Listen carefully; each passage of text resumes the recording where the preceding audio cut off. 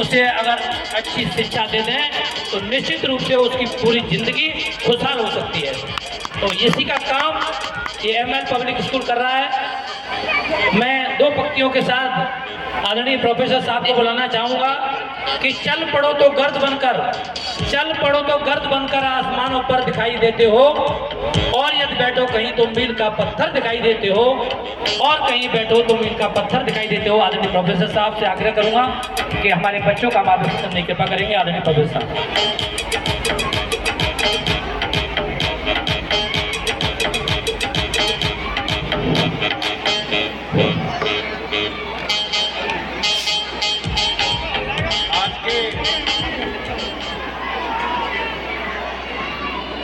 इस वार्षिकोत्सव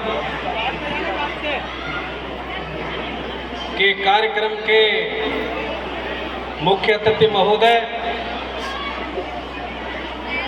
लोधी समाज के कुलभूषण आदरणीय अमरपाल सिंह जी, इस विद्यालय के प्रबंधक देवदत्त जी, अध्यापक मंडल और इस देश के भविष्य के कर्णधार मेरे प्यारे छात्र एवं छात्राओं, इन छात्र और छात्राओं की सरपरस्ती करने वाले गार्जियंस और इस मंच के सफल और प्रबल संचालन करने वाले मेरे अति प्रिय मुनीश बाबू जी, आप लोगों ने मुझे हिम्मतपुर सही में आमंत्रित किया, उसके लिए मैं आपका अनुग्रह व्यक्त करता हूं। एक परिचय ये भी मेरा दिया कि हिम्मतपुर सही में मेरी बहन की ससुराल थी। उस दृष्टि से जहां जितने भी महानुभाव गंगा यमुना सरस्वती जैसी पवित्र मेरी बहनों जो बैठी हुई हैं, उनके चरणों में मैं सत सत प्रणाम करता हूं। किसी भी देश की किस्मत या किसी भी मुल्क की तकदीर का निर्माण किसी मंदिर में नहीं, अपितु शिक्षा मंदिरों में होता है। और हिम्मतपुर सही जैसी जगह में एमएल पब्लिक स्कूल द्वारा जो इस क्षेत्र की सेवा की जा रही है, उसके लिए आदरणीय देवदत्त जी भूरि भूरि प्रशंसा के पात्र हैं। आप वंदनीय हैं, मैं आपका बहुत बहुत अभिनंदन करता हूं। कोठारी कमीशन ने अपने भाषण में एक बार कहा था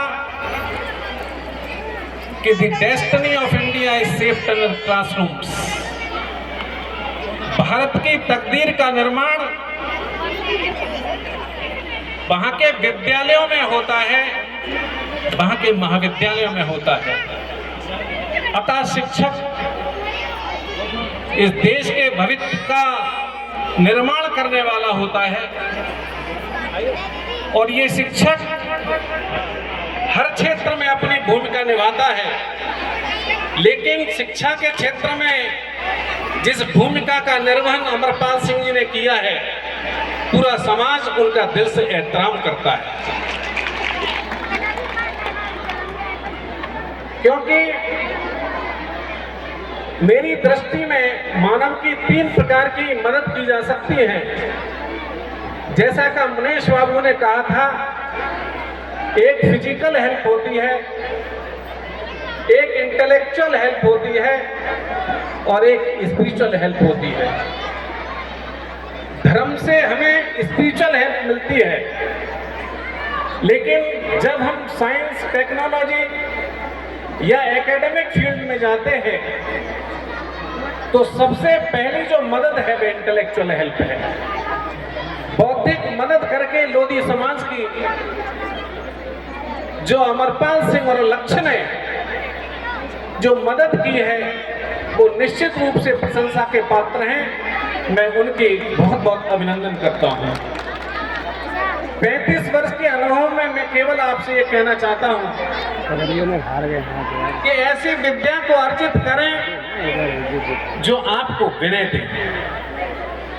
आप अपनी कर्मभूमि को ना भूल पाएं, अपनी जन्मभूमि को ना भूल पाएं, अपने उस समाज को ना भूलें जिस समाज में आपने जन्म लिया है।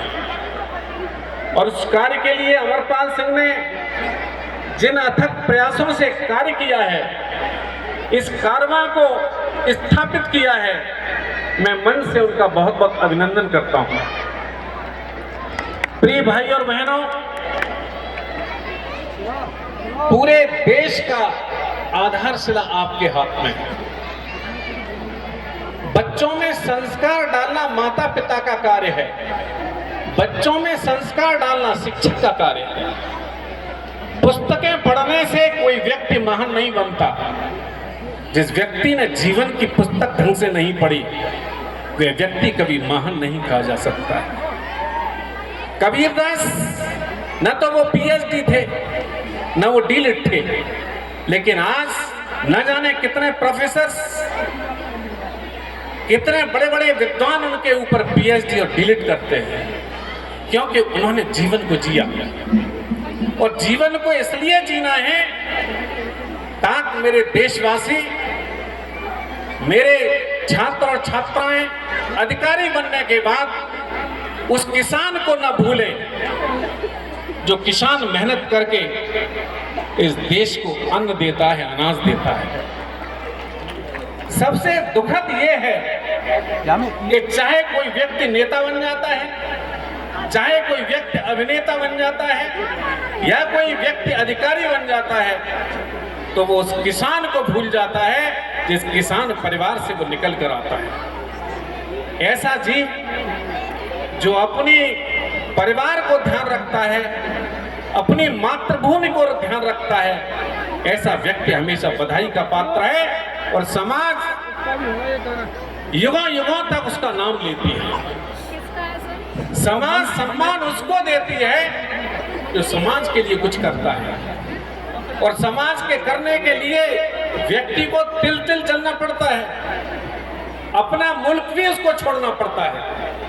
ये बड़े हतप्रभ और आश्चर्य करने की बात है कि अमरपाल सिंह जी एक अधिकारी हैं और अधिकारी होने के बाद भी वो समय देकर लोगों के बीच में उपस्थित होते हैं, चाहे वो जिला फिरोजाबाद हो, चाहे जिला इटावा हो, चाहे जिला पीलीभीत हो, चाहे वो जिला कासगंज हो, चाहे जिला एटा हो, हर जगह जाते हैं और शिक्षा की अलग जगाने का प्रयास करते हैं। मैं अपने को भाग्यशाली मानूंगा कि यदि मैं भी इनके अभियान में कुछ भूमिका अदा कर सकूं। मैंने शिक्षा को बड़ी गहनता से देखा है, लेकिन अपने जीवन में इस बात को स्वीकारा है कि व्यक्ति को जीवन जिलाना पुस्तक नहीं सिखा सकती, क्योंकि रामायण पर्याप्त न पढ़ना उस सांचे में ढलना होगा। क्यों अमरपाल सिंह जी? रामायण पर्याप्त न पढ़ना उस सांचे में ढलना होगा। चले राम के पक्ष नौ पर अब इतिहास बदलना होगा। जाने कितनी सुपरखाएं अपना नाटक दिखा रही हैं, कई मंथनाएं दुर्बुद्धि से घर का नाश किया करती हैं। जाने कितनी के कैयाएं पथ के प्राण लिया करती हैं, कहीं हमें पथभ्रष्ट न कर दें, उनसे आज निपटना होगा। चलें राम के पथ चिन्हों पर अब इतिहास बदलना होगा। जाने कितनी सीताओं का यूं ही यहाँ हरण होता है, कितने परोपकारी गीतों का यूं ही यहाँ मरण होता है। कितने कालनेम सुंदर बाने में छिपे हुए हैं, कितने योगी साधु वेश में रावण योगी बने हुए हैं, कहीं हमें पथभ्रष्ट न कर दें, उनसे आज निपटना होगा। चलें राम के पथ चिन्हों पर अब इतिहास बदलना होगा। रामायण को पर्याप्त पढ़ना नहीं है, रामायण जो कहती है उसको जीना है। इसलिए मैं अपने छात्र छात्राओं से इस मंच के माध्यम से केवल इतना कहना चाहता हूं कि विद्या हमको विनय देती है। चाहे आप साइंटिस्ट बन जाएं, चाहे कोई अब अधिकारी बन जाएं, जहां भी जाएं, आप दो व्यक्तियों का अधिक सम्मान करें। एक तो किसान का, जो धरती के वृक्ष को चीर कर अनाज उगाता है, और दूसरा प्राध्यापक का, किसी शिक्षक का, क्योंकि शिक्षक में गंगोत्री है, जहां से इंजीनियर निकलते हैं, जहां से वैज्ञानिक निकलते हैं, जहां से प्रोफेसर निकलते हैं, जहां से प्रधानमंत्री निकलते हैं, जहां से एमएलए और एमपी निकलते हैं। लेकिन इस देश का दुर्भाग्य है कि यूनान ने सुकरात का सम्मान किया, यूनान ने प्लेटो का सम्मान किया, यूनान ने अरस्तु का सम्मान किया, लेकिन मेरे मुल्क में शिक्षक का वह सम्मान नहीं हो पा रहा जो सम्मान उसको मिलना चाहिए। सम्मान, शिक्षक का अर्थ केवल लेखपाल होना नहीं है, शिक्षक केवल पढ़ाता नहीं है तो देश की तकदीर का निर्माण करता है। लेकिन शिक्षक के लिए नौकर मान लेना किसी भी मुल्क की सबसे बड़ी बदनसीबी है। इसलिए एक तो मैं अपने प्राध्यापकों से, शिक्षकों से और छात्र छात्राओं से कहना चाहूंगा कि एक तो अपने गुरुओं का सम्मान करें, और दूसरा उस किसान का जो किसान मेहनत से अन्न उगाता है। लेकिन इस देश में बड़ी दुखद बात है कि जो मंदिर का आधार बनाए और मस्जिदों का आकार अंदर जाना उसका वर्जित कैसा ईश्वर का दरबार। श्रमबल से जो अन्न उगाए, दुनिया का जो प्राणाधार, वही उपेक्षित और पतित है। जो करता सबका उद्धार, कब तक दमन चक्र चलेगा, कब तक होगा भ्रष्टाचार। आज मन से पूछ रहा है भारत माँ तेरा ऐसे। तो किसान की बात तो तुमको सुननी ही पड़ेगी। 1947 से लेकर अब तक जितनी भी राजनीतिक पार्टियां आई हैं, वो किसान को अपना माता पिता कहते हैं, वो देश का पालनहार कहते हैं, लेकिन किसान को वो सम्मान नहीं मिल पाया जो सम्मान उसको मिलना चाहिए। और मैं एक शिक्षक के रूप में बड़े दुख के साथ ये कह रहा हूं कि आज प्राइमरी के टीचर को वो सम्मान नहीं मिल पा रहा जो सम्मान उसको मिलना चाहिए था। ये दुखद बात है। सरकार के लिए ये चाहिए कि वो शिक्षक का सम्मान करे, तभी इस राष्ट्र का उदय और उन्नयन हो सकता है। अन्यथा की स्थिति में ऐसा संभव कभी नहीं हो सकता है। इन्हीं शब्दों के साथ मैं इस कार्यक्रम के इस आयोजकों मंडल का लिए बहुत बहुत धन्यवाद देता हूं, मंच संचालक के लिए धन्यवाद देता हूं, और आज के मुख्य अतिथि के लिए बहुत बहुत धन्यवाद देता हूं कि अपना अमूल्य समय देकर आपने यहाँ पर अपना समय दिया है। Thank you very much. बहुत बहुत धन्यवाद बड़े भाई साहब, आपने बहुत ही ओजस्वी भाषण के माध्यम से हमारा और हमारे बच्चों का उत्साहवर्धन किया। मैं आचार्य जी से अनुरोध करूंगा कि प्रोफेसर साहब का सम्मान करें।